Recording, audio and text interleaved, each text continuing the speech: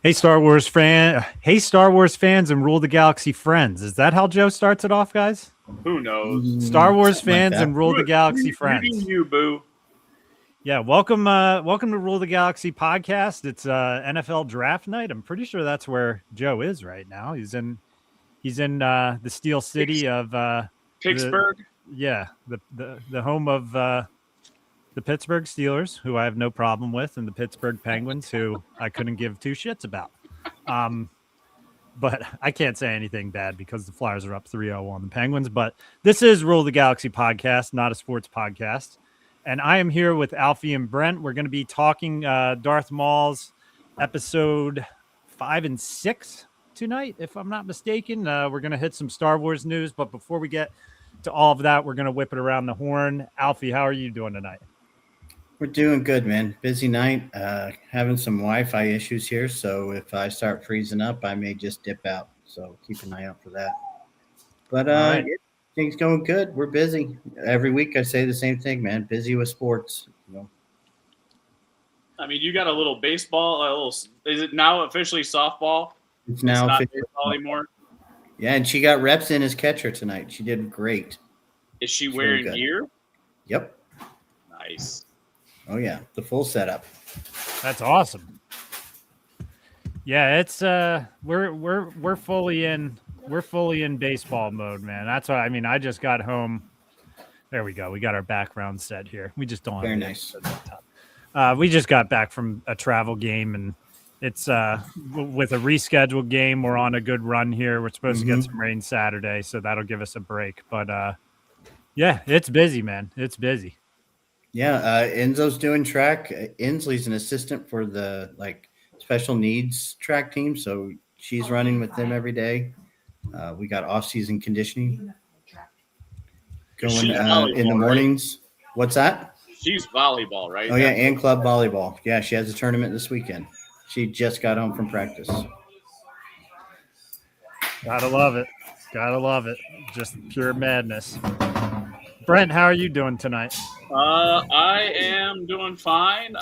Trying to do some finishing touches. I don't know. So for some of those people that watch and you see that I do craft while we paint, one of the last things that I try to do is it's basing. So these guys have essentially that sawdust, and then there's little tufts of grass that I'm going down on it to make it look like it's they're in a grass field. Yeah, it looks good. So there's Luke and his. So that looks badass. Now, one topic I know that we do need to touch on tonight before we get to Darth Maul is hut sex. I know that was requested. Why? I mean, just let it live. Just let it live in everybody's minds that they. It always comes back to that. I mean, I'm the first one to ask about it. I'm not gonna lie. I think Jason Hatfield requested that we talked about it, but I do think we covered all of the points of it last week. I mean, basically, there is no sex. They just bud and they pop out. Is the way that it actually is canonically happens. So, thank God we don't have to think of these giant sludge knocking slug. These slugs knocking slug. I like it. Yeah. Just disturbing. Just a disturbing thought. One bit of news that I want to get into before we get into Maul that kind of just dropped this afternoon. Gina Carano possibly back into the good graces of Star Wars. What are your thoughts on that, boys? I'm excited for that. I hope it's true. I hope they've settled their differences and she comes back as Cara Dune. I thought it was a great character. So, what's the difference between her talking and then them talking about Rey and all the Rey movies? Because we're excited because it's Gina Carano, but we don't believe it if it's a Rey movie. I mean, it's the same thing. They're just talking. Who knows what that means? She's preparing for a fight against Ronda Rousey, which I will watch, by the way, because she looks like she's gotten in some pretty solid shape. But Man, it's just talks. It's just talks. The difference is there's a possibility of that actually happening. Is the difference, Brent? Yeah, it's possible. I mean, anything's possible. Huts can have sex. Anything's possible. There's a bigger likelihood of that. Let me rephrase that. There's a better likelihood of that happening. Is that a better way to put it? I agree. I don't disagree. I just to me I put it in that same level. Like it is the same level of news as a Rey movie or a Rian Johnson trilogy with her talking to Filoni and Favreau. Not necessarily, because you're getting confirmation from both sides that it's happened. Now, what comes of it is speculation. I mean, you had confirmation from both sides of Rey and everybody else saying that there's a movie coming. Not necessarily. They all said different things. I guess I don't read all of the papers and remember exactly what's happening. I just know fan bases get wild and then they say, it's never going to happen and it shouldn't happen. And now that Gina Carano's talking, it's going to happen. Probably. I would love to see the Rangers. I would love to see her with Carson Teva. I would love to see her get the show that she was supposed to get. This is not me being poo-pooey, saying I just will believe it when it actually comes out on the screen and not get all fired up about it because somebody was talking to somebody. No, and I agree with you that I feel the same way you do, but I think the excitement is that the idea of the Rangers is a much better idea than anything else involving Rey. We've got Michael Nip in here. Dr. Squatch tuning in. What's going on, Michael Nip? Dr. Squatch said Cara Dune solo movie scheduled for summer 2038. I'll be seated for it.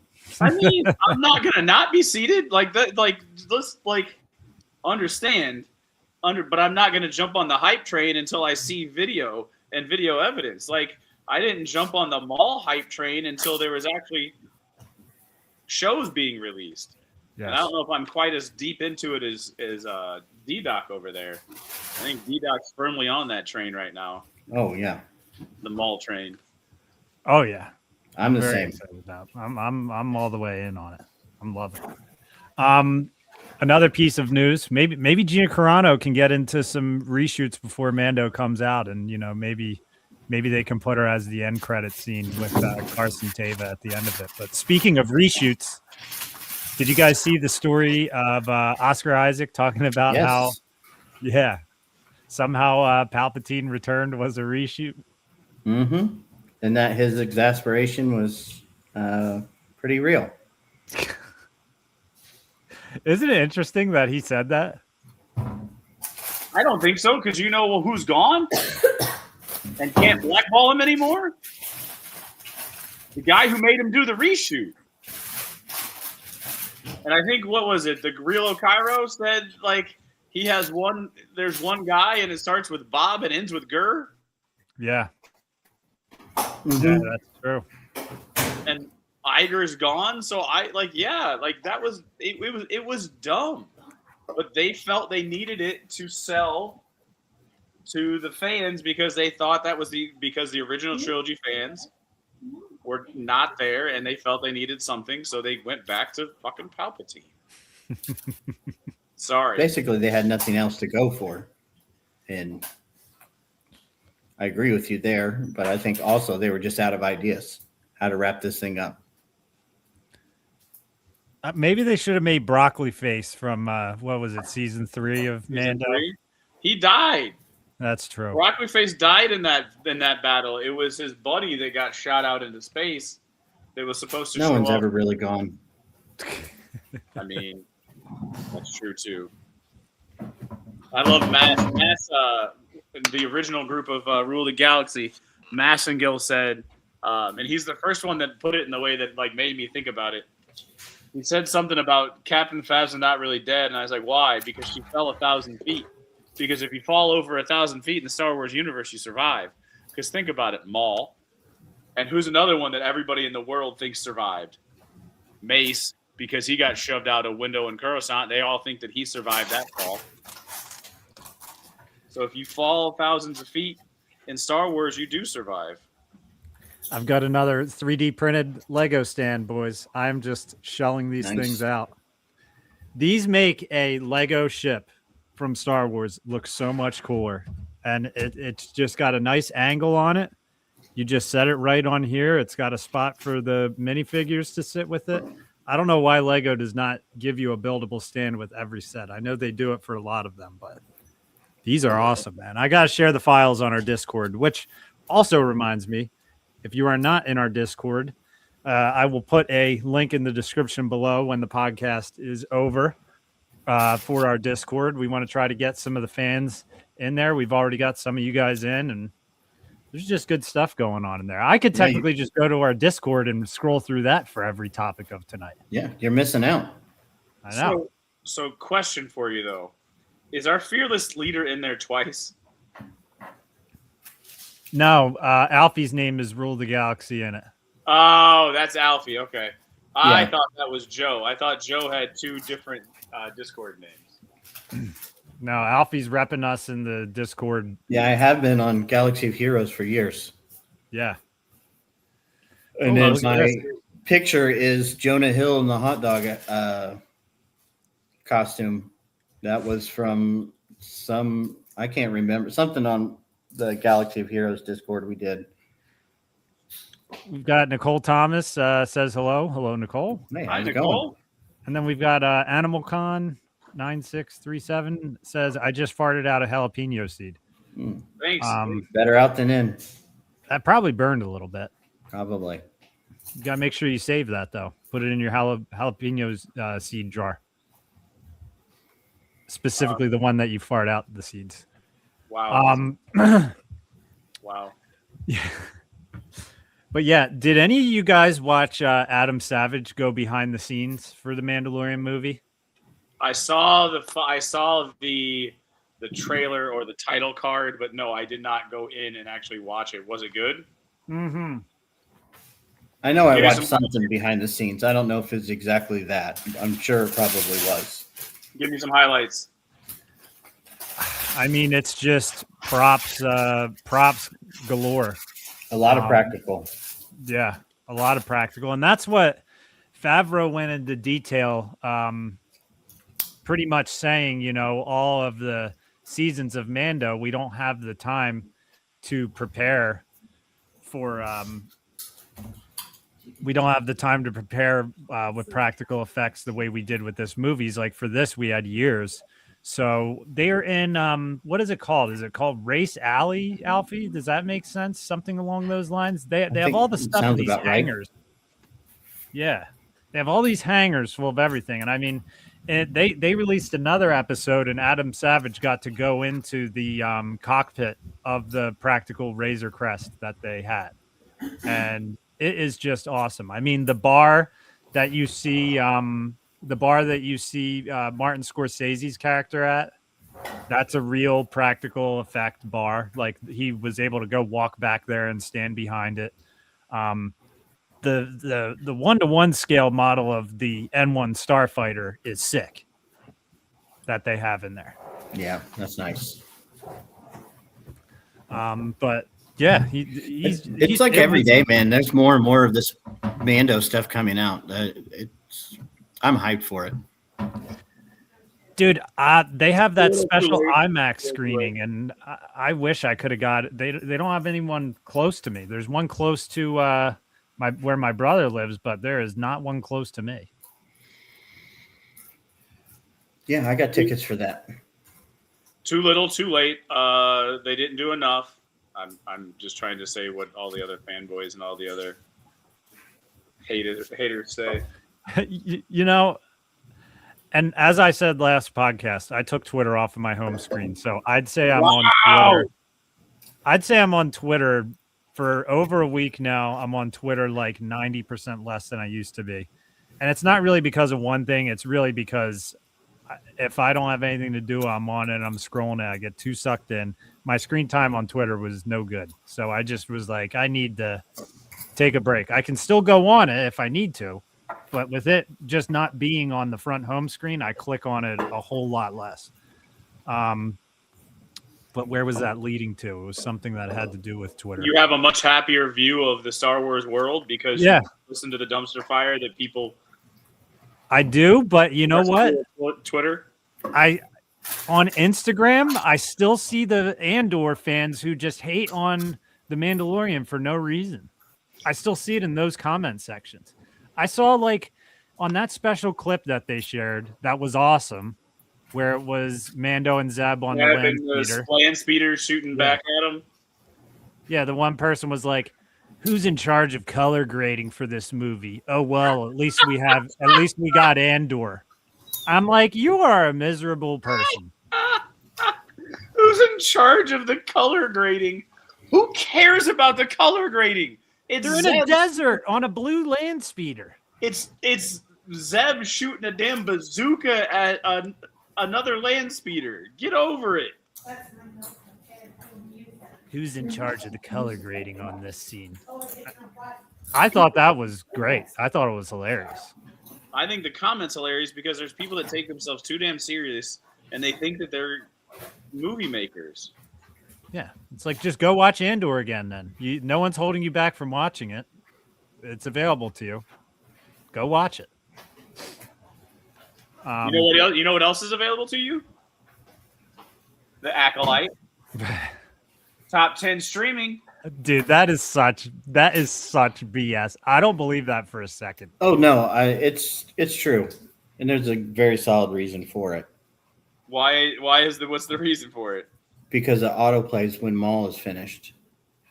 Oh, that's what you're saying. No way. So if you're going the YouTube route and counting a view is like 30 seconds or whatever, if you don't shut Maul off fast enough, that counts as a view of the Acolyte.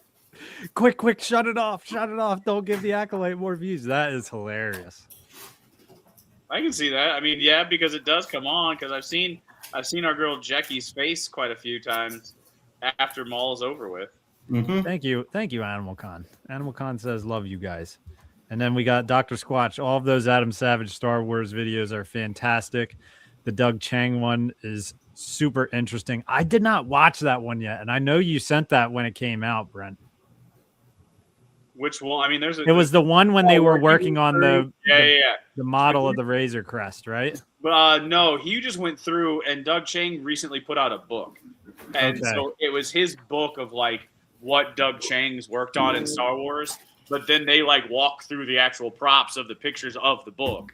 So he showed the book, and then he also talked about the stories of Doug Chang, and Doug Chang shared his stories of working on it. I would say one of the most important things that I got out of the Favreau Adam Savage videos, because they're releasing more of them. So I think there's 2 or 3 of them out now. They did it in series.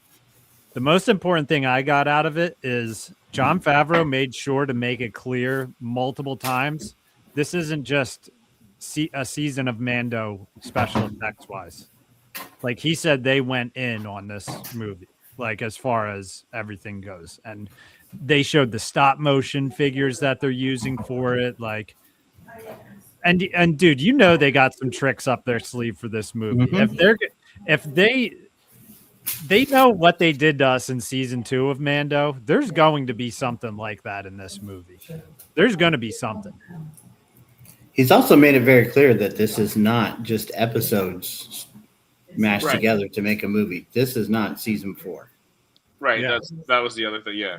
I mean, he said that in other interviews. Yeah. And what did he say about that? Like it was something along the lines of this lining up with Ahsoka.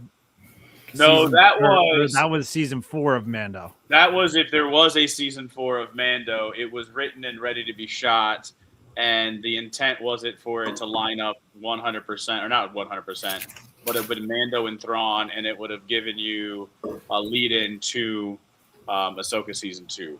The way I understood the story. Mm-hmm. And he's since added to that, saying that this is still on the path to Ahsoka season 2, but this is not the big stakes that season 4 would have been, or that Ahsoka is. This is more like the boots on the ground kind of story. Yeah. And it's crazy how quick time passes too, because one of the things that Favreau nonchalantly said was because Adam Savage was just like, him, he just loves, like, he was in heaven inside that prop room. And Favreau said, he's like, it's funny because this is just the world that I've been in for the last 10 years, where it's like, holy crap, he has been working with Star Wars for 10 years now.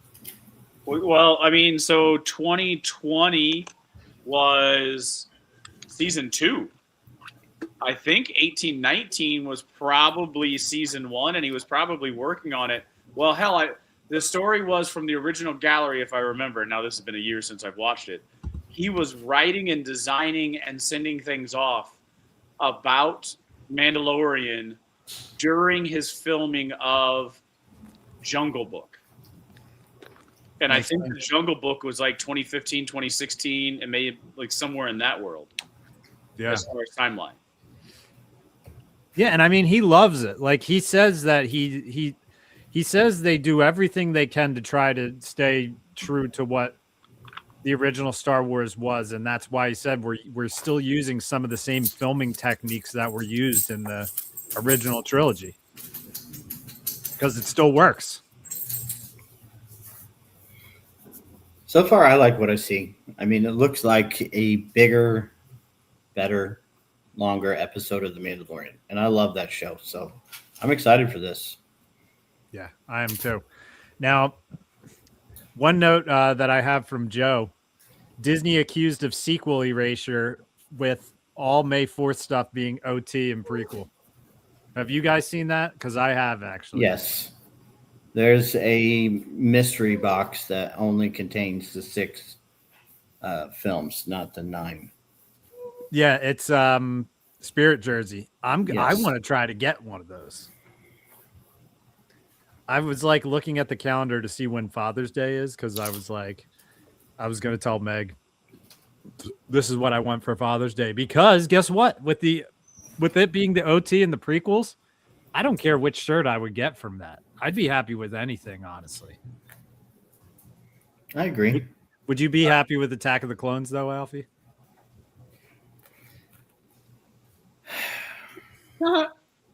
It could be worse. I don't know. I still really like Attack of the Clones. There's some really good stuff in that movie. There's some really bad stuff in that movie. But it's okay. I strangely would really like Attack of the Clones. That's one that's grown on me over like recent years for some reason. And I just think it's because I've gotten into kind of collecting clone troopers and the Legos and everything. I've just gotten more into it. But if you guys could get any shirt out of that, so you have the original 6, which one would you want the most? I know Alfie's answer, but I'll let you answer anyway. Definitely episode 3. Revenge of the Sith. Mm-hmm. Brent, which one would you want out of it? And each one has an awesome design on it. I have a Spirit jersey I have a Spirit jersey from Pirates of the Caribbean, which like I've always seen those shirts at Disney, and I'm like, I don't know if I could ever wear one of those. Like, I don't know how it would fit me, but I finally got one, and it has like Dead Men Tell No Tales on the back of it, and it's got like the pirate sitting on the gold, and they're cool shirts. So if you're gonna ask me which one would I want to rep and have no problem repping, I would rep all of them. I did not study the designs, so I don't know which one has the best design. But if you're gonna go, which one would I have no problems wearing multiple times a day without washing? Probably Empire Strikes Back. Yes, solid answer. I'd say I wouldn't mind episode 1 because it's got Qui-Gon on it. I don't have anything with Qui-Gon Jinn on it. So I wouldn't mind that. I was cutting you off there, Brent. What were you going to say? I just was saying Empire has always been, even as a kid, Empire has been my favorite movie.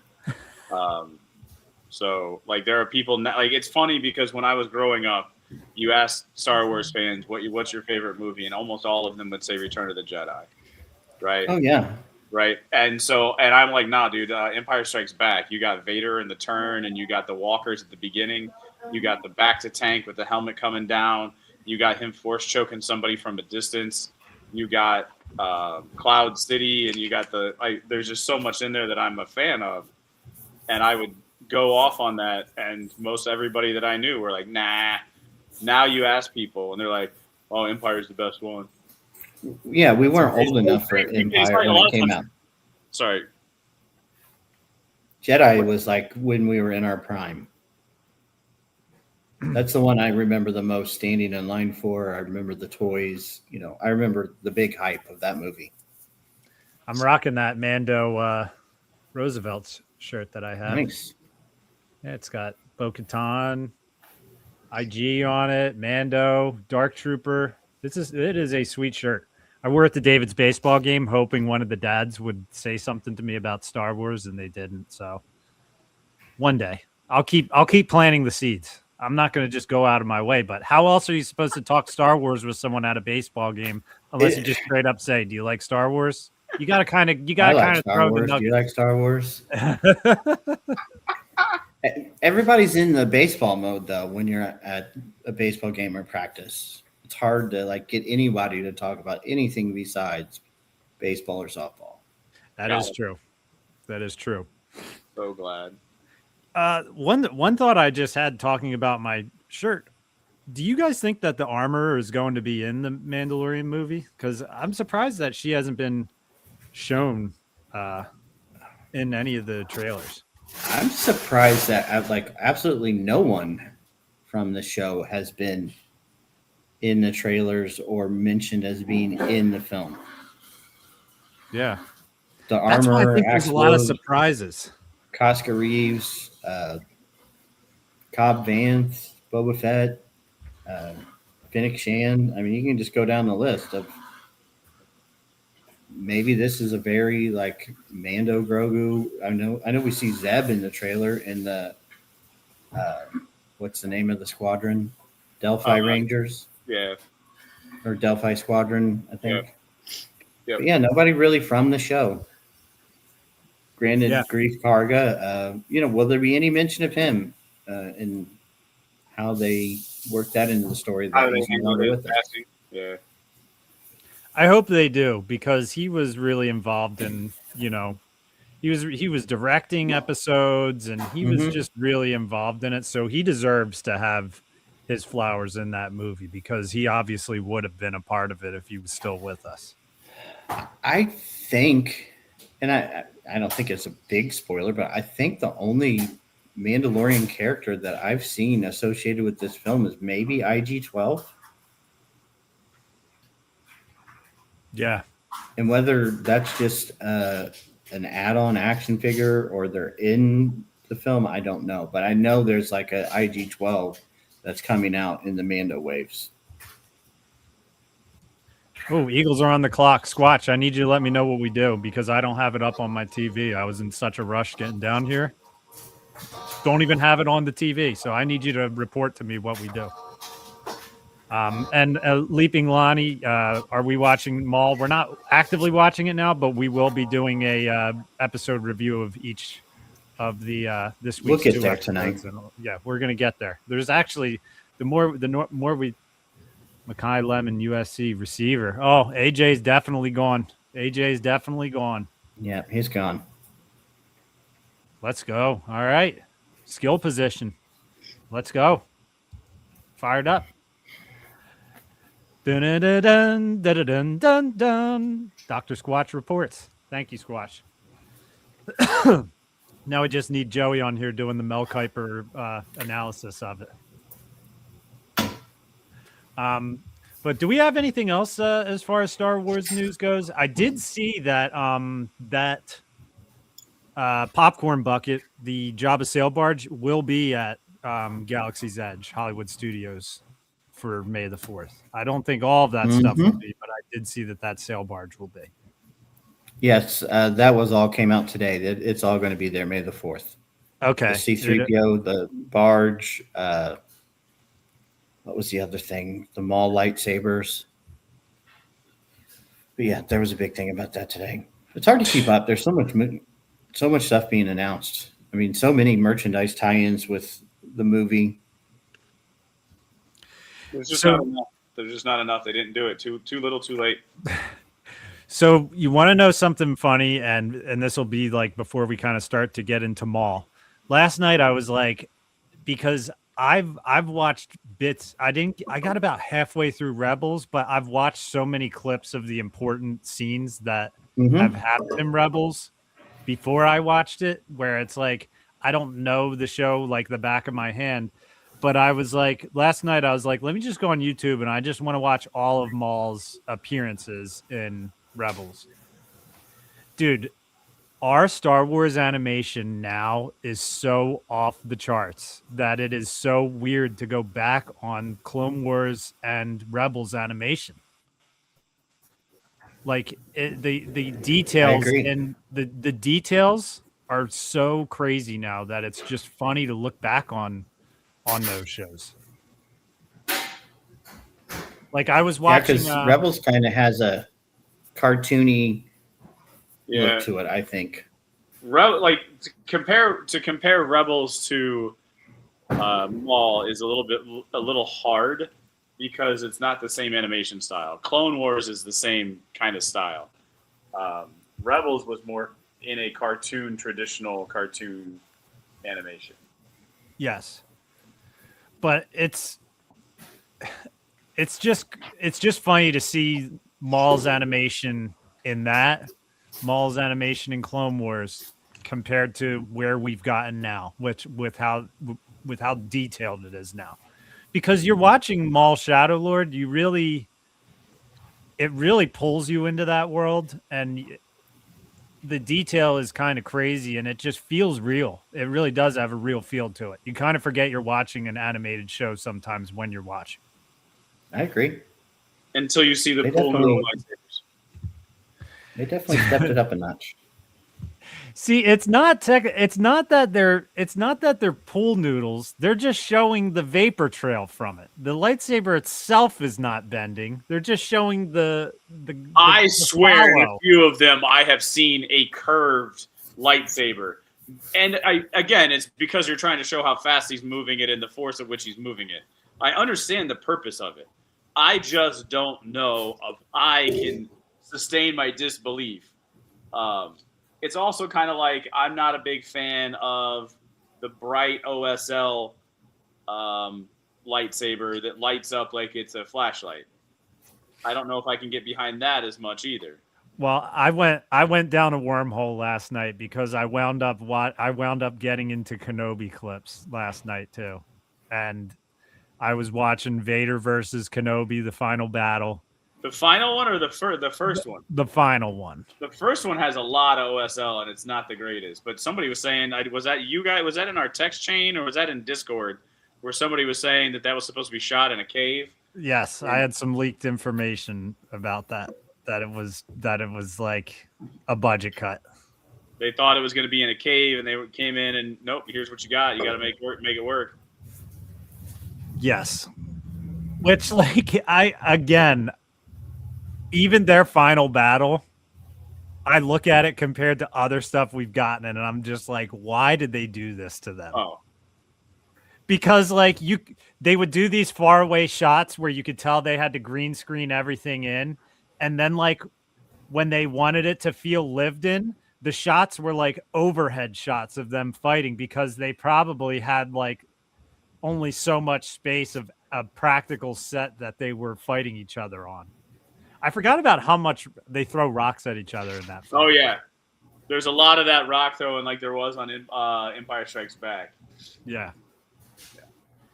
But yeah, the glow lightsabers just don't do it for me. I really hope that they change that, because it's just not. It's not. You can just tell that it weighs down the actor's arm. There's no getting past that, and that's when it starts to feel like you're watching, something that isn't real compared to something that feels real as far as lightsabers go, because they don't look like they should be that heavy.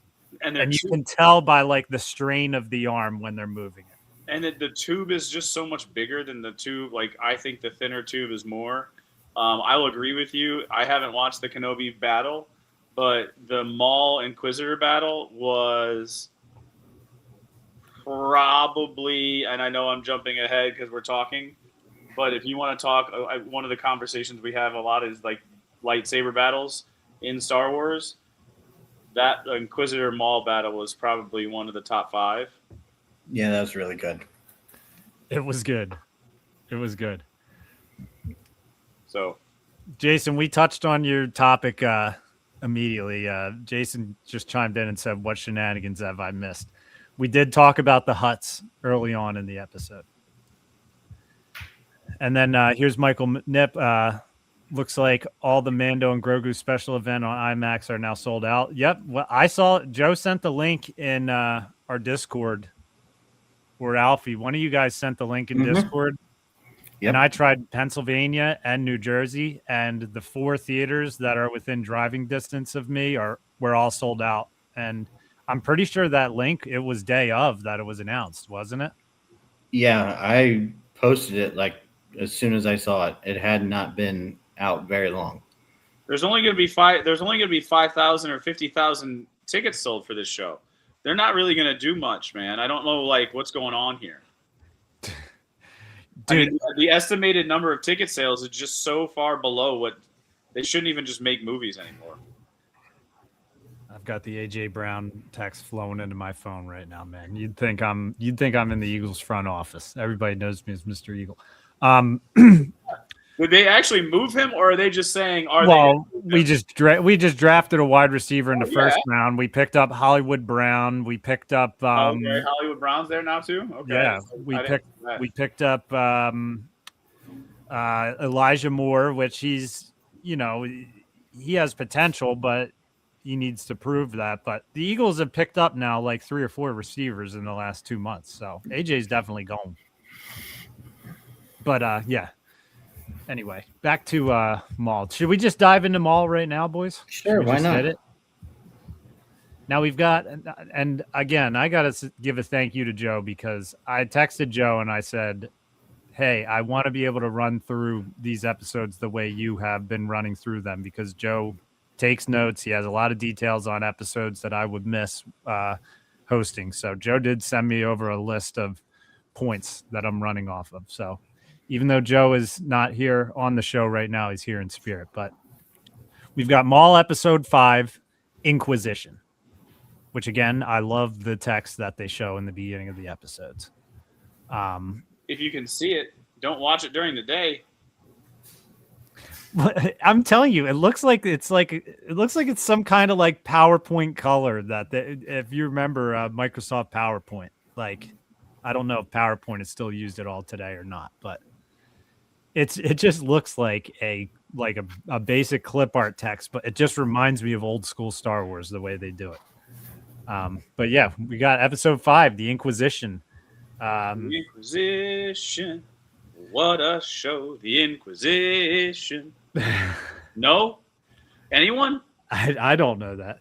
It's Mel Brooks' History of the World Part 2. Okay, haven't seen it.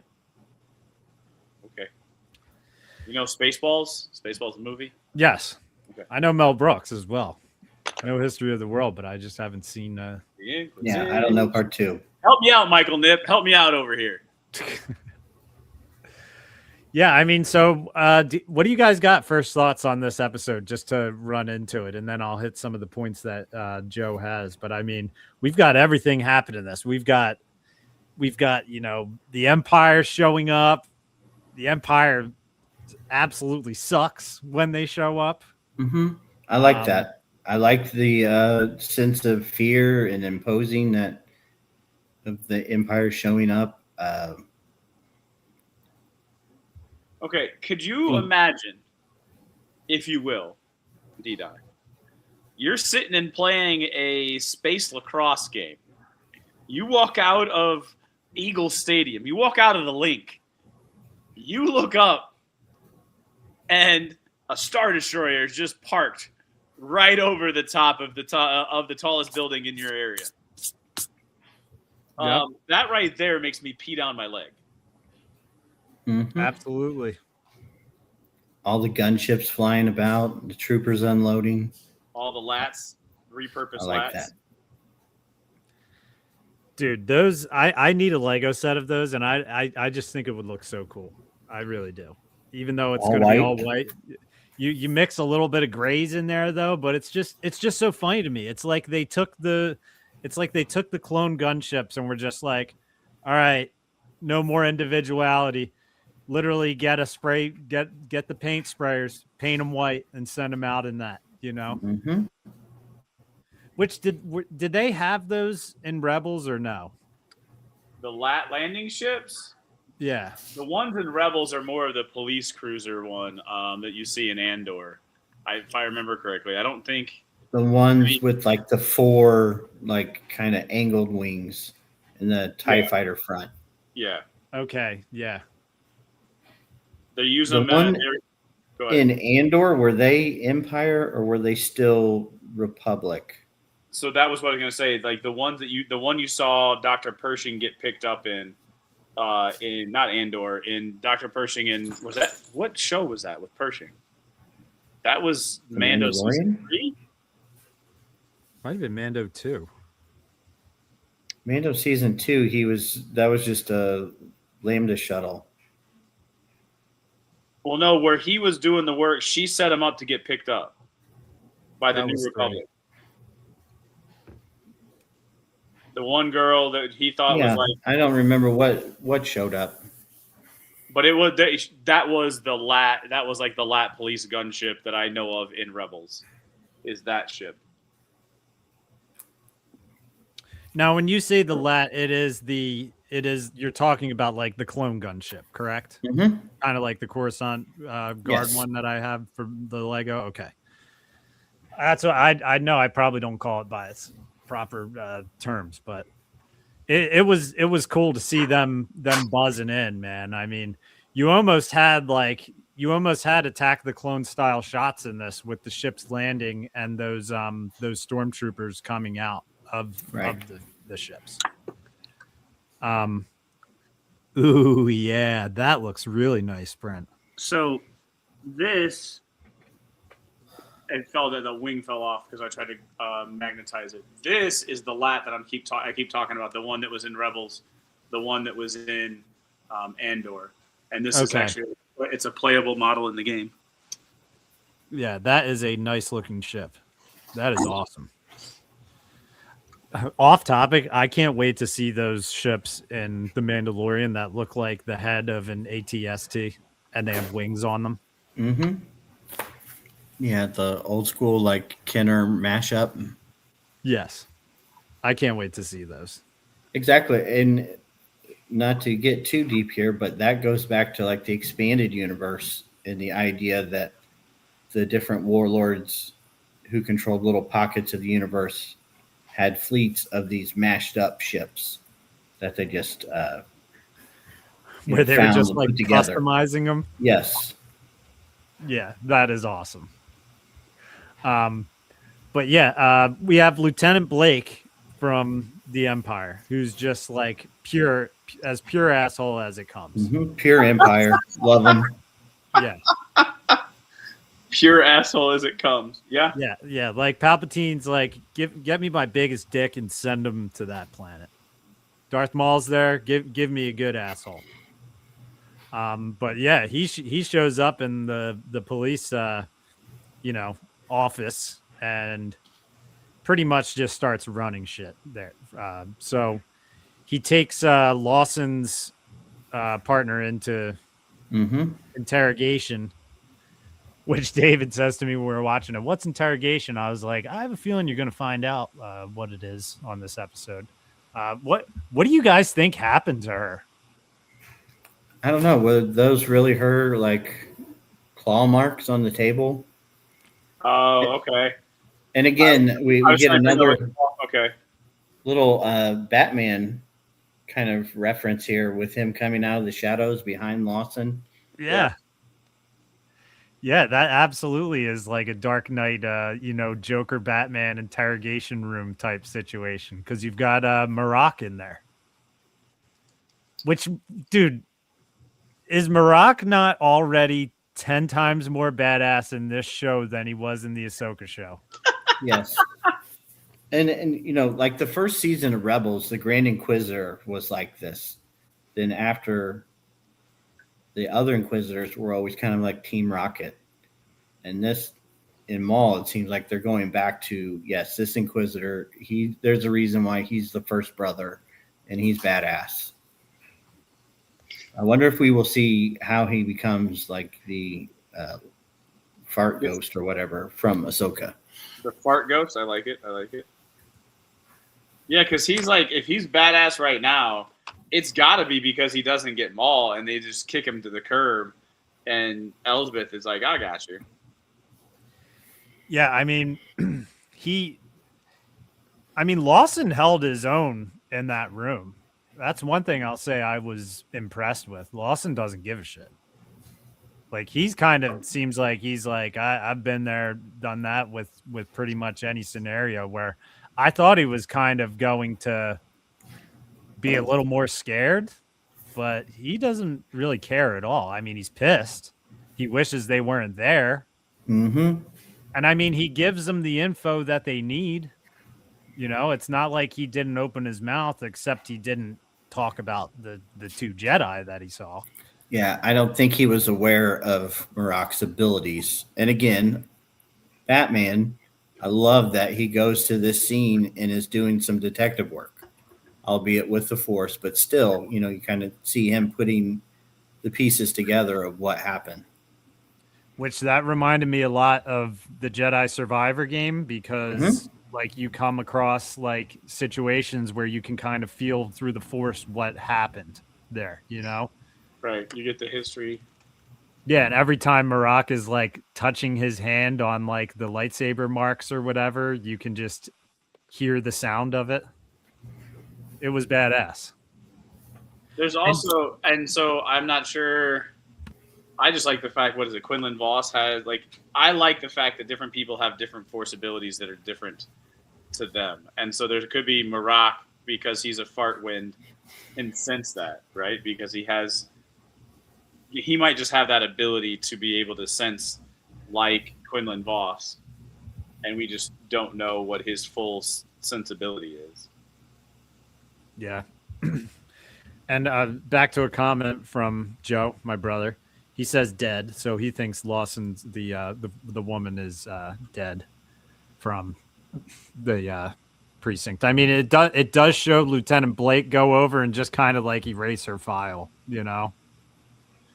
Which little David goes, I think they killed her. I was like, it's possible. There's a strong possibility that happened. She was a pretty cool character too. Then we've got Dr. Squatch. How is he so cool? I thought he was a chump in Ahsoka. Yeah, I mean, this show knows how to cook. That's what I'll say. This show's got the recipes and they've got the chefs. They know how to cook.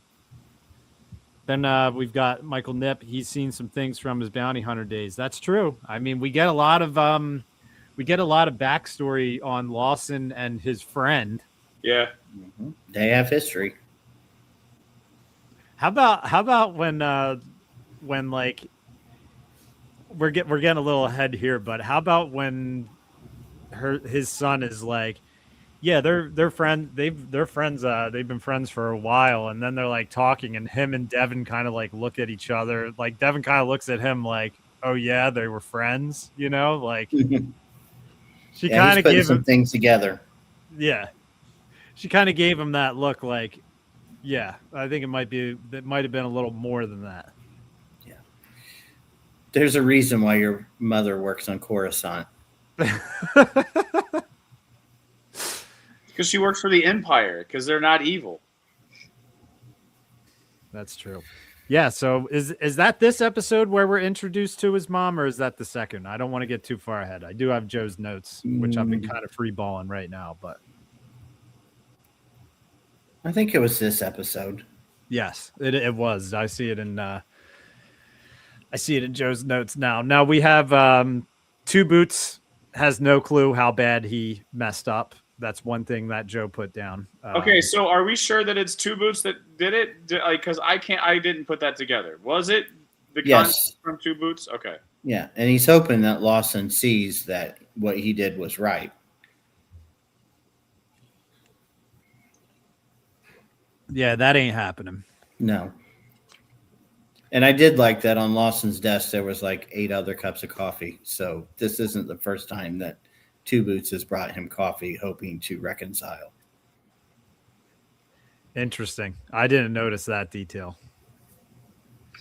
But yeah, the Empire shows up. Now we have Eco and Devin trying to get out of Dodge. And what is it that gives them away when they're running away?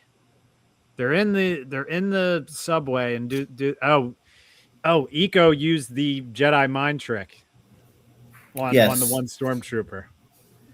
And he's like, we don't need passes. You know, it was like the classic Obi-Wan in A New Hope Jedi mind trick. Yeah. Except it only worked on one of them, not the other one. Yes. Because he walked up, he was like, why didn't you check those guys? And he was just like, they already have. And he's like, wait a second, what? And that's when they started blasting off. Right. But yeah, then they go and run. What happens from there? Now Lawson goes back home after he's interrogated. Now, is this episode when Lieutenant Blake tells Two Boots, take those boots off? They're not like protocol for you or whatever. When Two Boots is kind of like realizing what happened. I can't remember if it was this one or the next when Lawson's wanted posters popped up. I think that's the next one. I don't know. It's hard to distinguish between the episodes because you watch them back to back. So it seems like one long episode. Yeah, but then we have we end the episode with Lawson getting back to his house and seeing that his son has the Eco and Devin at his house, which I was like, oh no. Yeah, that's kind of a dick move by the Jedi. Yeah, I thought it was too. Because he said, I know one place we can go, something along those lines, right? And they went there. So put some unnecessary heat on Lawson, but Lawson's in the great game now. There's no turning back. Nice Game of Thrones reference. I like that. Yes. And does this episode end with Marak showing up at their door, or does that start in the 6th episode? I don't. I wish I watched it twice. Yeah, I watched it all like back to back. So to me, like I said, it's one big episode. That's how it feels for me when I'm watching these. It all feels like like a 1 hour episode. Dude, when Marak cuts into that door of Lawson's apartment, that was badass. And then they just start tearing shit up in there immediately. You know, you could tell that his son is just like, what is going on here? Yeah, not only did they get them in trouble, they also burnt down their apartment. Thank you for that. I know. How is he supposed to play lacrosse now? I mean, they're not going back to that place. Yeah, any hopes of his lacrosse scholarship or whatever just evaporated. Disappeared. But yeah, they have a pretty badass fight in their house, and then they climb up to the roof, which Eco had a pretty funny, or Lawson had a pretty funny quote, I think. One of them was just like, you thought the roof was a good idea? Maybe Devin's the one who said that. Mm-hmm. Yes, it was Devin who said it when he got up there. Yeah, like the roof was your idea, which more badass fighting ensues because you've got Devin like blocking clone gunship freaking shots and jumping up on top of one. Like that was insane. And like throwing homeboy out of it. Yeah. Jumping in the cockpit. Like that was badass. Devin just keeps getting better each episode. As far as character growth. And like her master said, what she's saying is Maul's words with her own voice. Yeah, how about that line? We've got another figure from Brent. I love the grass pieces on there, man. Those look so good. Just makes it look that much better. We've got Michael Nip. Devin is Sassy little mix. Yeah, she's gonna make a great Darth Talon. Dude, I should have never shown David a picture of Darth Talon because he just keeps saying Is he going to the bathroom? Is he going to the bathroom with his phone? Is that what you're telling me? He doesn't have a phone yet. He won't have a phone for a long time. But I found because I was like, people think she might be Darth Talon. He's like, who's that? And I go to the images and I bring up Darth Talon and I'm like, let me find one that's like a child. You can't, dude. There's so many. People take a lot of liberties with Darth Talon with the images that you have of her. She is definitely a. I did find a appropriate one where everything is very much covered up and normal looking for. I don't think it's canon, but I know there is a really great video of Darth Talon. I probably would not show that to little David. All right. I'll make sure I check that off to not look up any Darth Talon videos. But yeah, that is an interesting line when he's pretty much saying like, you're starting to talk like Maul, because she says to Eco, like, is this all we're going to do is just run? She's like, right. We have these abilities, which was a Maul line where it's like, you're wasting your abilities, you know? Right. This isn't the same world that they, were a part of with the Jedi Order. They're either going to adapt or, yes, they're going to have to stay on the run, living off of scraps, trying to stay at a step ahead. Yes. And that's what he kept warning her. You think I'm the enemy. You don't know the enemy yet. Which is now awesome. They've met him. Which it was interesting. One of the Rebels episodes that I watched back on last night was when Darth Maul was fighting the Inquisitors alongside Ezra. And like, it very much reminded me of how Darth Maul was with Ezra, the way he is with Devin. Although this is before that, so right. Well, he tried the same thing with Ahsoka at the end of the Clone Wars. Yeah. Here we go. From Joe Doc, am I the only one that wants her to just team up with Maul and get wild on the Empire? Well, bro, I got a spoiler alert for you. Yeah. That is one thing that I can say I really like about this show is that they are giving this story like time to breathe and grow, but at the same time, it's not boring. Yeah. They've worked in enough elements of action to keep it interesting. Absolutely. And it's like you know that she is going to wind up going with Maul at one point. But we're 6 episodes in and we still haven't seen how you get there yet. And it's been really interesting to see the buildup of it. Yeah, the Jedi Master is still alive. I thought that was going to be like shocked. Yeah, I thought he was gone like maybe by the 2nd episode at the longest. Yes. Which another detail I forgot on the 1st episode was we have our Rats Tyrell relative, although that's not canon that they're relatives. I'm just going to believe it. What's our guy's name again? The little mini Vario, something like that. Mario. It's not Mario. Vario. I think it's Vario. It's Vario. He pretty much was given the option from Maul, like, you can go if you want. He's like, this isn't too bad. I'll stay here. Because he knows he's gonna die if he leaves. So you know that his character's sticking around for a bit. But yeah, so let's move on to the 2nd episode, which is Night of the Hunted. Badass name. We have Maul getting his knee repaired to start it off, which was interesting. He seemed like he was a little pissed when he was walked in on in the room while he was getting his knee repaired. Mm-hmm. He does. I think it's like he doesn't want any signs of weakness even around his group, even though they know, though, they don't care. But he's just like, yes. It's like someone who got caught getting walked in on the room looking at Darth Talon pictures. Exactly. But yeah, Yeah, you I got like that, and I like the little bit of dissension among the Mandalorians.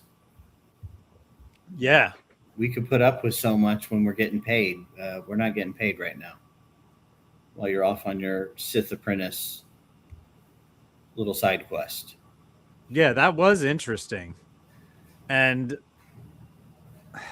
yeah, it was just those two guys though, right? I already forget the name of Vanessa Marshall's characters. Rook cast.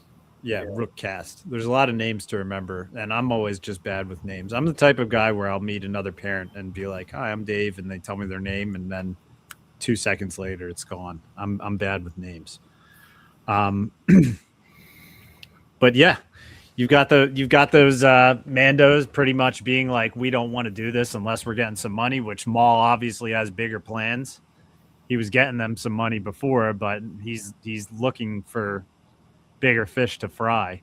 Mm-hmm. Um, Lawson was surprised when Eco mentions he was part of the Jedi Purge. That was interesting, wasn't it? That line when pretty much Eco says to Lawson, like like they pretty much tried to wipe all of us out, and you can tell Lawson was like, "What?"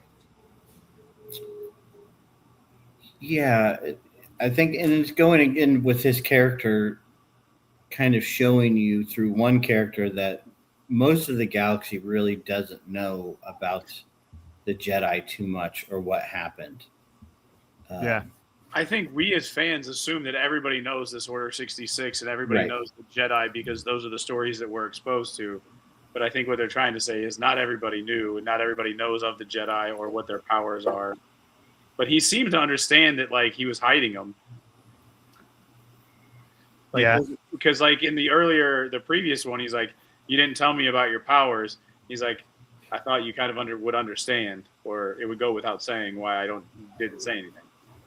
yeah, yeah. Which is technically goes full circle back to the laser sword conversation. It's why I need to accept laser sword. I can't be a hater on it. I've got to just live with it. Botakin is the name of the lacrosse game that Riley plays as well. I'm just scrolling through Joe's notes here on this episode because, as Alfie said, I mean, this all goes, and a lot of these are things that we were talking about. It's like when you watch these two episodes, Well, they and all it's all overshadowed by the end. You know, yes, once that happens, you forget about all the other stuff. exactly. I love that we have a train fight, and I sent it to you guys. It reminded me of the train in Shadows of the Empire on N64, and I think it was the first level where you have to jump from train to train. The way it Yeah. was kind of like a cargo train looked like that, and my brother in the comments, I didn't send that to him, so he knows that level because me and him. There's been some nights because we used to have our N64 at our house down the shore, and we'd be like, let's try to finally beat Shadows of the Empire, which I've still yet to beat that game. I can't beat that damn game. I did beat that game. It's Not hard. to brag, Dude. but you know. All right, he said I thought the same thing while watching it because you had to go on all these cargo trains as Dash Rendar and work your way up and finally get to this end scene at a junkyard where you fight IG-88. But I believe, this is really going to date me, but I believe I had some help from Nintendo Power on that level. was there a book for it? I think, if I remember, there was an issue, a Shadows of the Empire issue, that walked you through how to beat the levels. Because, dude, you can't beat IG-88 without there's like these little like silos in the area where you fight him, and you pretty much have to be on the run and shooting him and constantly like regaining health while you're fighting him because he'll wipe you out in like 2 seconds, and then you have to play like 10 more minutes of train before you finally like get to that area.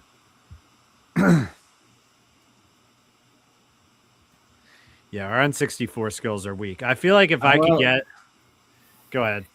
You know, the N64 came out when I was in college, and it helped if you had some supplements. That really helped you raise your game to the next level. Some boosters. Yeah. Dude, if I was in college and had an N64 where that was like top level technology, which I experienced N64 being top level because I was a kid when it came out. GoldenEye.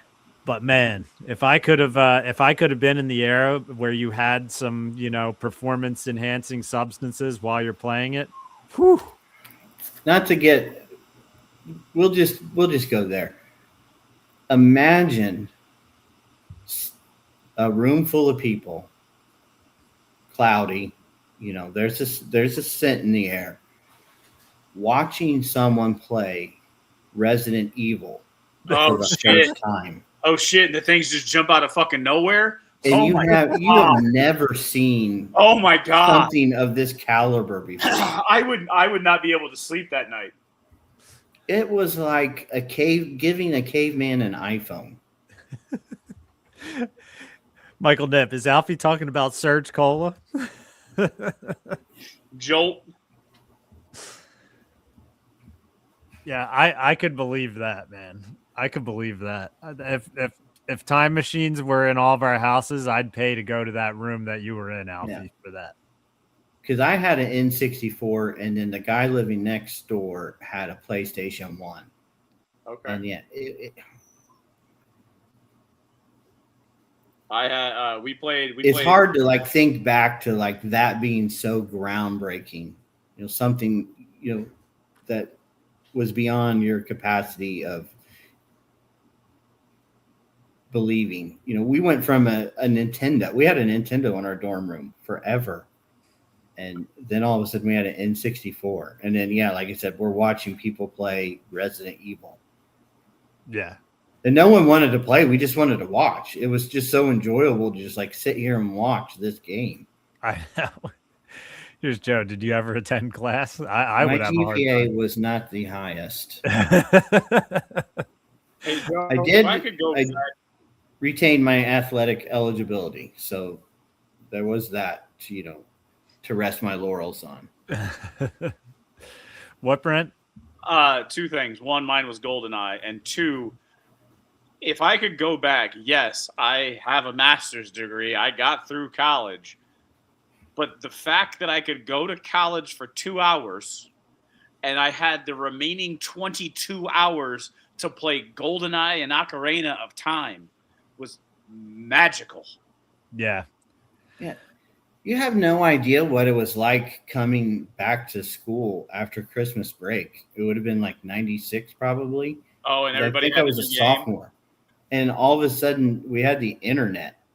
You're like, what the fuck is the internet? This guy's like, I don't really know what the fuck it is, but there's boobs on it. Like unlimited amounts of porn. There was literally one person in our entire dorm who had a computer. That is wild. That is like peak growth of technology when you're also at like peak growth of like being a human. Hormones? Yeah. So yeah, you're just sitting there watching. I mean, remember the dial-up and the way the screen would, like the pixels would form?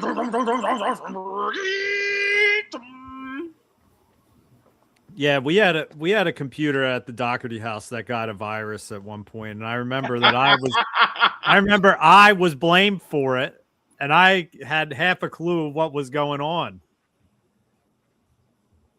That was they didn't have good security on the computers back then. It was pretty easy to get a virus. I just remember it was just Windows flashing all over it. We were like, oh shit.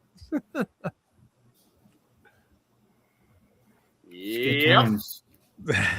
There you go. There's the comment. The compact. Can't believe what you did, bro. Yep, it was me.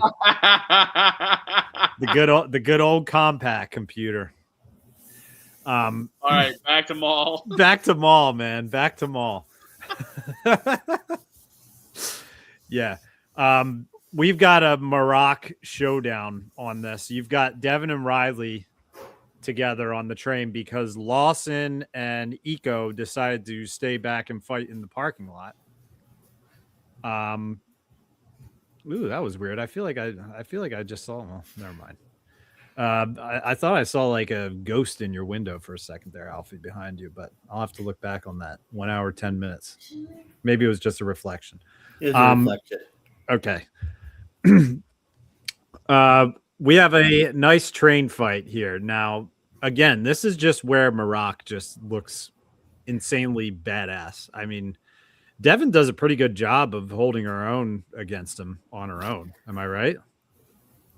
She does decent for Padawan.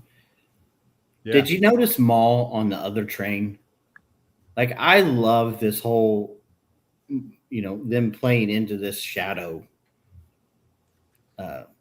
It was just a very quick flash, and you Yes. just saw a silhouette standing there.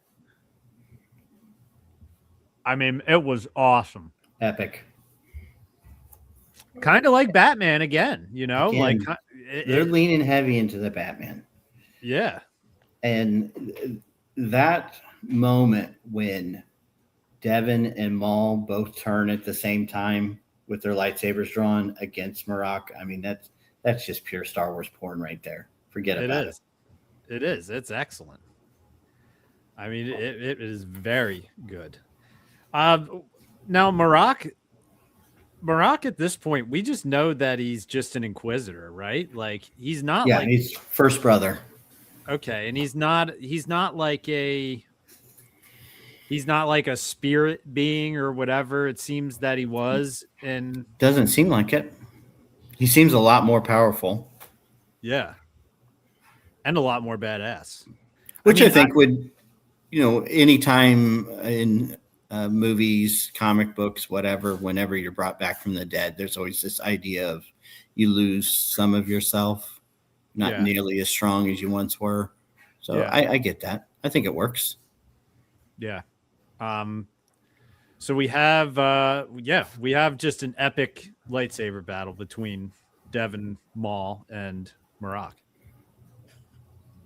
And then you have a classic cut the line on the train moment. Mm-hmm. Which I feel like Maroc got a little too easily fooled sometimes in it, but I also think that he didn't know what he was up against coming into it.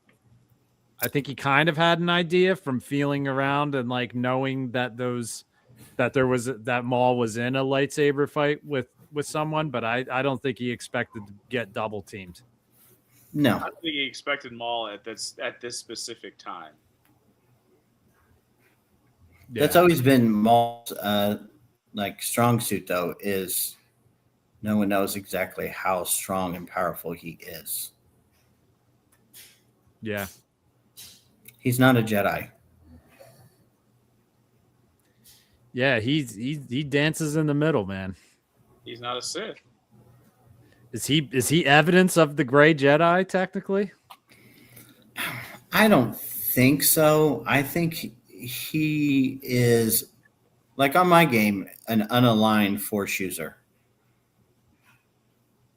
So is Ahsoka then?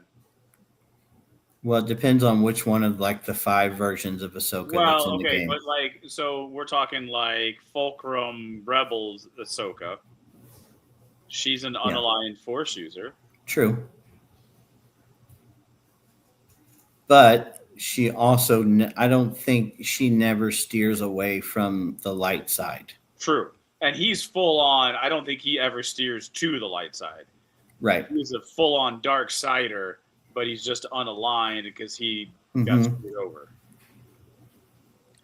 I think he's right in the middle of, he's fully evil, but at the same time, hey, I'm not a Sith anymore. They suck just as bad as the Jedi do.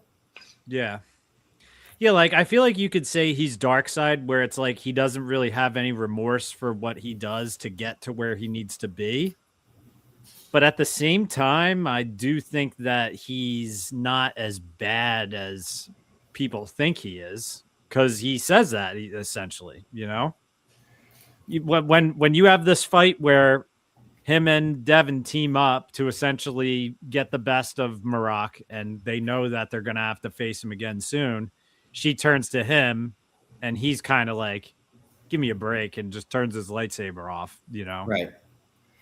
I think that he's one of the few individuals that is left alive that realizes that the rules are over, and to survive, there's no real light or dark anymore. That's true. That's interesting, actually. Man. Yeah. She said, "Will you kill people?" And he's like, "What? I mean, eventually you're going to be faced with that. Either you kill people from the Empire, stormtroopers or Inquisitor or whatever, or you die. Which is it you want to do?" Exactly. Do you want to starve to death like your master said that the Force will provide us, or do you want to use your powers to steal a little bit of fruit? Yeah, Michael Knipp, he's just a guy that taps into the dark side for his personal benefit. Yep. That's true. How great was the shot of him standing with like the lights flashing behind him? It's great. I mean, they've really taken their time to establish these shots and to tap into this whole Shadow Lord aesthetic that they're going for with this show. It's awesome.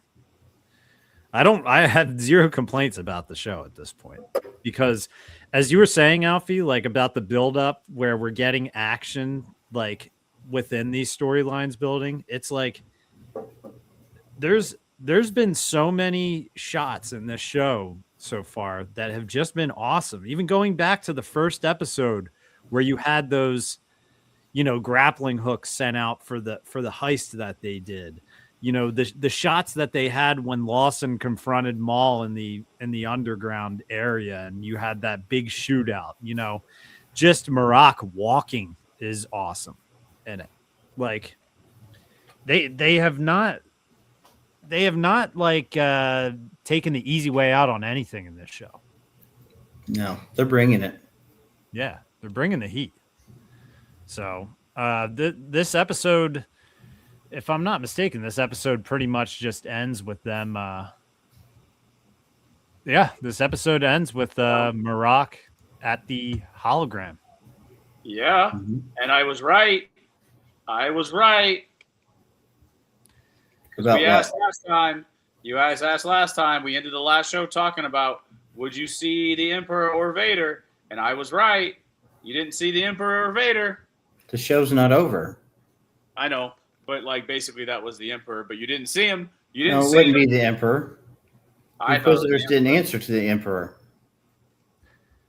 I figured it was the Emperor, but I didn't know. Like he gave his report, and I saw the hood. I figured it was Emperor. I thought it was the Emperor because of the hood. I didn't think it was Vader. Who did the Inquisitors report to then? Vader. When has Vader ever wore a hood? I didn't see a hood. Yeah, it was like there was like a shroud around him. I thought there was a hood, but I don't know.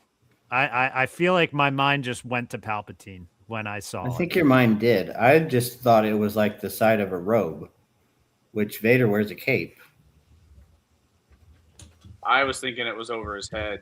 It could be the side of a cape, but to me it resembled over the head. Let's see what somebody else says. Debate amongst yourselves, and I'm going to go on Disney Plus on my phone and bring it up real quick. So let's think of something else to talk about while I'm chat. Hit us up. What do you guys think? Because we're kind of conflicted.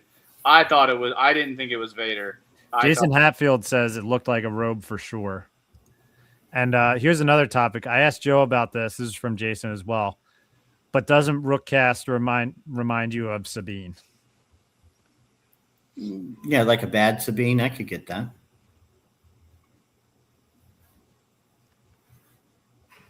I'm bringing it up right now. I don't know, but just because the Inquisitors don't answer to or really have any interactions with the Emperor.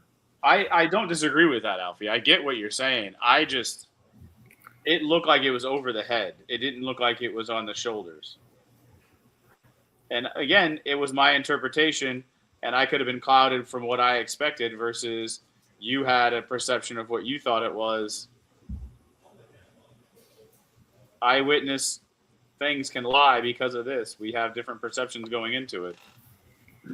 And they could always be trying to trick you out. I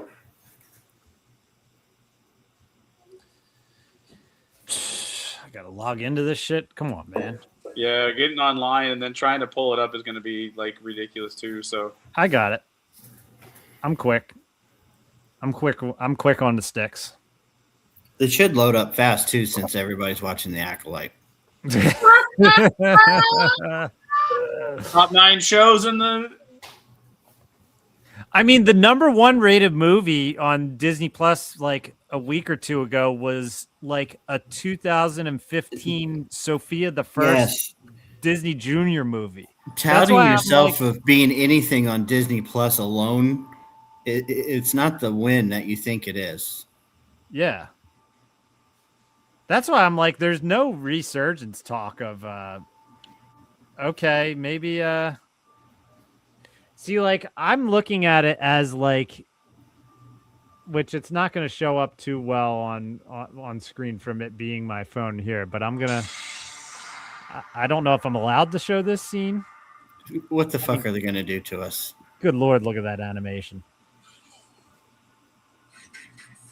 He says, "My Lord," which could be Lord Vader. Lord Sidious. You pulled it away, man. How shall I proceed? I think it looks like a hood. I think it looks like a hood. I think it looks like the bottom of his cape. There was a little bit of like a, the respirator. I think right at the end too. Shit, man! If Vader gets involved this early in this, well, I guess it's not early. It's halfway over. I don't want it to be season 2. I mean, they're cooking with it. They can only go. That is always the hard part about some of these shows set up in this timeline, and you've already talked about this, Alfie. It's like you can only go so far with it because you're restricted. You're locked by other shows, yeah.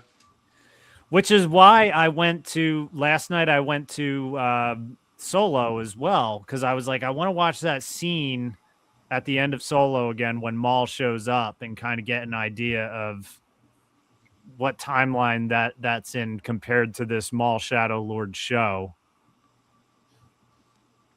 Which it's like, do you think they regret having although a great scene between Kenobi and Maul, do you think they regret like killing him again in Rebels for how great this show is, where it's like you could have done even more if we didn't know he dies already? I don't know, man. That's a pretty great ending. And that's true. You're already moving on to the new storyline where Maul really doesn't need to have a role in the new storyline because he says, "Is he the chosen one?" Right. And Kenobi he says, will avenge us. Yeah. I love that ending. You know, that Kenobi and Maul hated each other, but then at the end, he realizes it was Sidious that he hated the whole time. Yeah. Which just plays so much better into this show. To see that Maul gets to that point at the end where he's like, is this guy gonna end this shit? Essentially, you know, which technically, thanks to the sequels, he didn't. But it always comes back every week. I mean, that's their fault. That is their fault because it makes a lot of great storylines be like, yeah, they did do it. But some things did sort of happen. Do you think we're gonna get more Inquisitors in this show with Marok? Yeah, he's getting back up. Yeah. Now, do you think it's gonna be the Inquisitors that we saw in Rebels? Well, we know it's the crow-face one from the Ahsoka Tales of the Jedi because it's in the trailer, and I think they're fighting Maul together. Maybe you're right. You know what I also noticed is they and we talked about this last week, how Maul like can have issues because of his legs. Maul didn't look like he lost a step still. It looked like he was a little worried about it because he had his training after he got his knee repaired and everything, and he went and did his samurai like meditation with the lightsaber, which was another badass scene. But he still was just on his game, you know. The catching the lit lightsaber behind his back, forget about it. Come on. That's why when they first started fighting and he tossed it, I'm like, dude, we got a lightsaber toss in this fight right now. Mm-hmm. Whew. It's glorious. I was wondering if Marak was going to do the lightsaber helicopter. Did any of you guys think about that at any point? There were two attempts. There were 2 times where he could have easily done it, and he chose not to. I thought he was going to pull. I thought after they cut the train and thought they were clear, I thought you were just going to see a swirling lightsaber coming down and he was going to land again. But nah. Well, where do you guys think we go from here? What do you think we're going to be seeing to start next episode or these next 2? Well, see, again, I'm going to go back to this. I like that they're making the Empire scary, and they're making Marak, the Inquisitors, scary again. I thought it would have been dumb if he did the helicopter over to them because he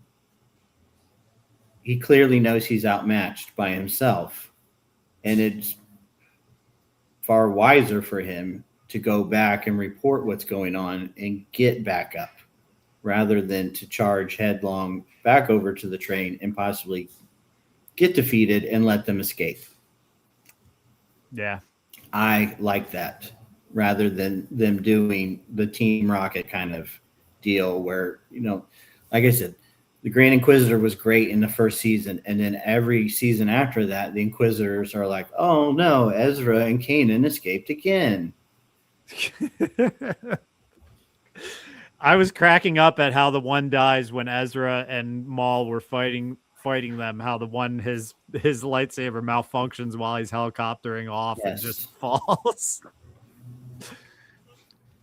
So that is like, slapstick, like bunch of goons trying to chase after people, like Team Rocket. So yeah, it's definitely got that more intimidating feel to it. But yeah, I like that. Just like the Star Destroyer showing up at the end of the last 2 episodes. I like that. I hate in Star Wars that Star Destroyers are so, such a symbol of power and fear, and then they get taken out so easily. Yeah. Yeah, no, this shows that it's like one of these shows up at your planet, the way you know it before is over. Right. Now, Two Boots, what do you think the future holds for Two Boots? Because he realizes I don't think he took the criticism of his boots very well. No. So I think he's going to kind of go a bit beyond programming and realize what the heck is going on. Maybe he will take the boots off, but I think he's going to, because I mean, he sees Lawson's being hunted now, so I think he's going to be. I think he's going to be our insider now. I think he'll get a moment of redemption and then probably die. That second part makes me sad, but he also kind of screwed things up a bit. Exactly. So I mean, it happens. It's so funny. Little David called it out on the voice actor who does Two Boots' voice. Mm-hmm. Have any of your kids watched the movie Soul from Pixar? Yes. It is like the one character in Soul it's his voice. He's like I think he's kind of like a hippie kind of in Soul. He's one of the main characters, but David's like, that's the guy's voice from Soul. I'm like, yes, he's getting voice actors now. This is great. He'll be on Rule the Galaxy. He's gonna be. Also a comedian, man. Who is it? Richard Iowati. Yeah, he is a British comedian. There was a movie about aliens with Vince Vaughn. He was in that. There's the TV show. It's now on Netflix, but it's a British TV show called The IT Crowd. He was one of the IT people in the IT Crowd. Okay. He is very, very dry. I mean, the sense of humor that Two Boots has is Richard Iowati's sense of humor. Okay. Like, he's very dry, British, punny, one-liners. You kind of got to, like, just roll with it when you watch him. You never know. He plays Counselor Jerry in Soul. Yeah. Have any of you guys, and this is technically on the topic of Star Wars, have any of you guys ever seen clips from the show Life's Too Short? With the Gervais. It's Ricky Gervais and it is Warwick Davis. Yeah, and Gervais is dying. Or that's the premise is he's dying, so he basically talks shit to everybody and doesn't hold back. No, that is his other Netflix show. The Life's Too Short is just about them doing stuff for Warwick Davis. And there's Star Wars call-outs in it. Because Warwick Davis is like, I played Wicked in Star Wars. Like that show is hilarious, and I will watch clips of that show. Every clip is hilarious. I can't find it streaming anywhere. I digress. But what do you guys think we're seeing next week? I know I kind of said that earlier, but I don't know if you guys said anything. Do you got any predictions for next week? Probably more red.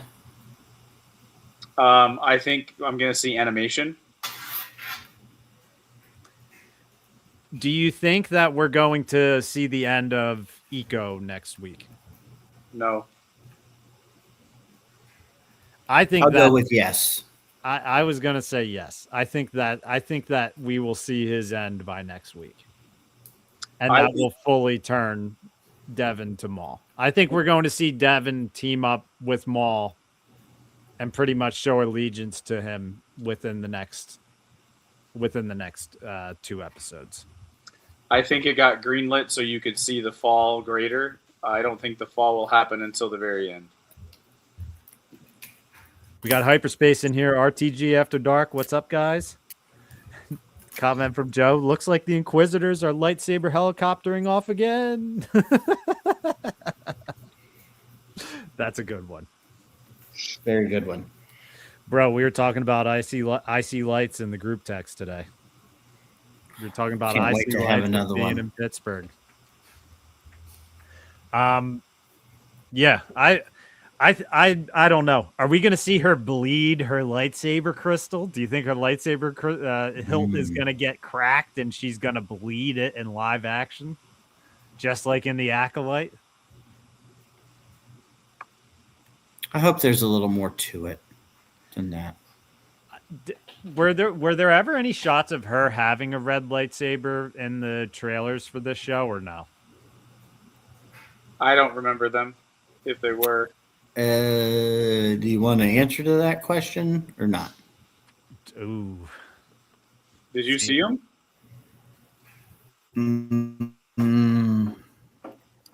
I believe so. I thought I put them underneath the spoiler tag in the Discord. You might have. I got to go check on it. The only one that I saw was a spoiler was our boy that I said we wouldn't see. See, that spoiler, I almost wish I didn't create that spoiler chat in there because, like I said, it's like the red button that you're told not to press. Yeah, it's right there. Yeah. I'm looking at spoiler chat right now. I warned you. Oh, dude. Yeah. It's going to be good. It's going to be good. I know why this show was renewed for. I'd love to believe that someone was just like, all right, let's sit and watch through this whole show and see what we've gotten here. And someone just sat through the whole show and was just like, start working on season 2. It's what I've been saying about these actors and actresses that are so passionate about the characters they play, and this is a perfect example. You got this guy that loves his character and is like, "Hey, I got this idea. Let's D-Doc, let's sit down and hash out some ideas and get a structure of a story." And you just Lucasfilm has let these people go and got nothing. Well, I think some of that also helps because, yes, he does have a passion for it. Both of them have a passion for it. And I believe you're talking about Witwer and Filoni. Mm-hmm. Right. Both of them have the passion for it. But right now, I think the only thing that gives it, he doesn't have someone over his shoulder telling him what to do and what not to do because he basically is the boss at this point. And there is that too. Right. So he has the ability, as long as he's showing that and maintaining, he has way more flexibility to do what he wants to do, more so than he did in the past. I'm just saying, you go down the list with Iden Versio and Tamara Morrison and Fennec Shand and Timothy Oliphant, all these characters that you created for these small little roles that have so much potential. And the solo cast, a perfect young solo cast. Well, that was 10 years ago now, and you've done nothing with them, and now they've aged out. Yeah. The only thing I have to say about the Disney cast is they fell on the Last Jedi hatred, and they were very afraid and timid to do anything with them because of the Last Jedi hatred. Yeah, but still, that if you were to poll people on the streets, I think it would very strongly poll in, hey, that movie ended on a good spot and we wanted to see more. We may not have liked the whole movie, but we liked how it ended. And it ended in a really good space to build stories off of it. Yeah. Does it have to be another movie? Not necessarily.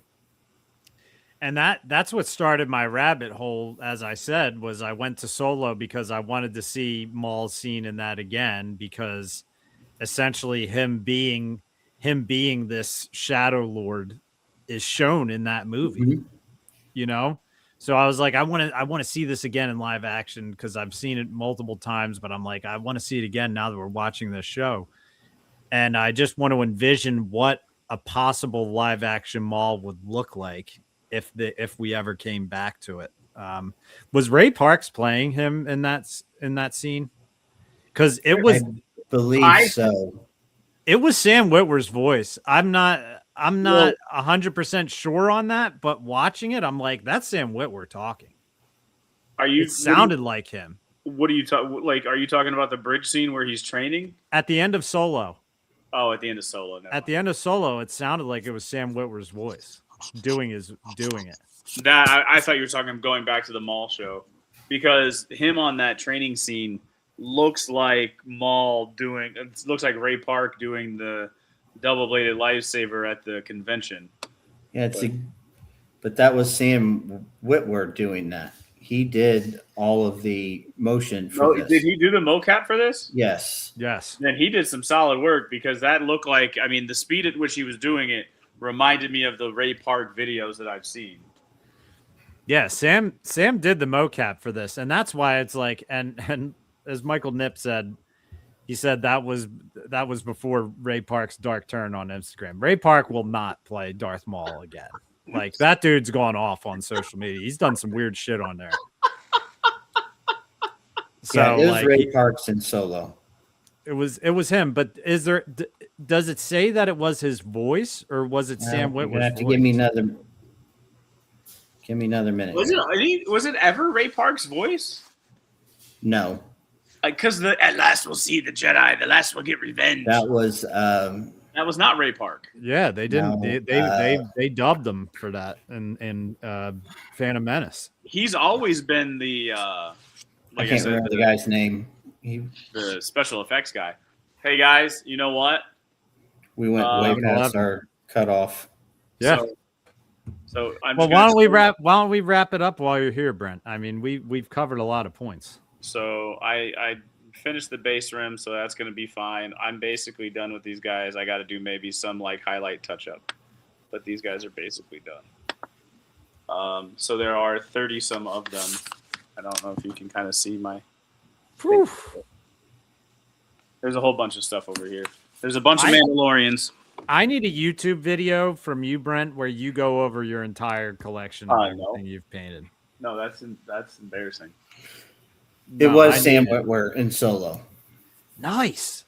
I watched it. I'm like, that's Sam's voice. Interesting. Because Maul looks weird. He looks a little weird in that, but obviously they were trying to make him look old. But and it was also kind of thrown together, you know. All right, boys. I got nothing else to say. I was going to try to get a debate going or discussion going. I think that you guys are saying that it's bringing it because of the action and not necessarily because of the story. Like the reason why I think it's the two meshing together very well. I think Andor may have had a better intrigue and better story, but it didn't have the action in it, and that is why you don't give it like the reason why you're so deep into this one is because there's a lot more action, and I'm not sitting here and saying it's fun. Like this is not me condemning it. It's just it's fun. I tell the people Andor has a lot of great things and a great story, but at the same time, a lot of the time you're watching it, listening to these people talk, you're like, what the fuck are they talking about? Yeah. Like I don't understand what you're talking about. I think you hit the nail on the head. Like this is fun, right? Like so that was what Andor was missing was the fun. And this is bringing the fun, but then I'm also going to say I think it's bringing the fun because of lightsabers. Like that's just where I'll leave it. Like I agree. Yeah, like you can have. I think you can have a world where both exist. You're not trying to reinvent the wheel here. I think you're leaving. It's harder to bring the fun when you don't have lightsabers. They are definitely playing on the strengths of this character. Mm-hmm. Yeah. It's giving you plot. It's giving you underworld. It's giving you character development. And it's giving you lightsabers. You don't have someone saying, D-Doc, Brent, write down what we like about Darth Maul. Now, take a lighter and set that piece of paper on fire because we're not doing that. All right, boys, I got to get out of here. That was my piece. Enjoy. I will listen to this at the end and see what you guys have to say, but I got to jump off. Good night, boys. Right. Well, we're going to be wrapping it up as well because I said we were going to be cutting it off at 11 and it's 11:15. Alfie, that's just us, man. We don't follow the rules. It's just how it goes. They call it after dark for a reason. Alfie, what do you got? What do you got to wrap things up as we head into next week?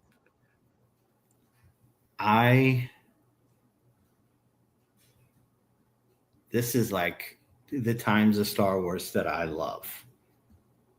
I really like this show. And like I said, every day it's just nonstop Mando and Grogu merchandise, TV spots. I think you're throwing these TV spots at me with like 10, 15 seconds of new footage. And I'm like a 13-year-old kid who just discovered, Skinamax after dark. I can't get enough of this. I can't look away. No, it's prime right now. It really is. It's great. You got to get there early for that IMAX thing because I guarantee they're going to do to people what happened to me at that Ahsoka thing. I bet you they oversold it. Oh, it says right there in the fine print it's oversold. Okay. And to get there at least an hour early. All right. Go 2 hours early. Well, you know that already. I mean, you guys are going to get to see 25 minutes of footage from the film before it comes out. That's what it says from what I read. It's insane. That is awesome.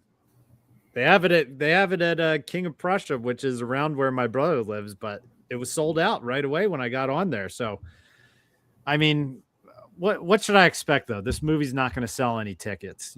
They got a 25 minute preview and it's sold out in like an hour. So, nobody asked for this.